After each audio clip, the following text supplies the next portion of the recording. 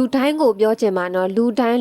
ညာတိုင်းကိုမျက်နှာတစ်ပြီးမှအိတ်ကြပါရှင်ဘာလို့အဲ့လိုပြောရတာလဲဆိုရင်ကွာကိုကတနေ့ကုန်အလုံးလုံးပြီးပြန်လာတာဖြစ်တဲ့ကြောင်းလို့ပေါ့နော်မျက်နှာပေါ်မှာနော်ဖုံမုံနေတလဲတွေကြီးတွေပါကတ်နေခဲ့တယ်နော်အဲ့လိုတွေရေရှည်ဖြစ်လာပြီဆိုရင်တချို့ဆိုရင်တင်းနေကြတာမျိုးလို့နော်အမဲဆက်အမောက်ရွအကြီးကြီးဖြစ်တာမျိုးအဲ့လိုမဖြစ်အောင်ကြိုတင်ကာကွယ်တဲ့နီးပါရှင်လာကတော့နေတိုင်းညာတိုင်းမျက်နှာတစ်ပြီးမှအိတ်ပါတယ်ရှင်နီလာက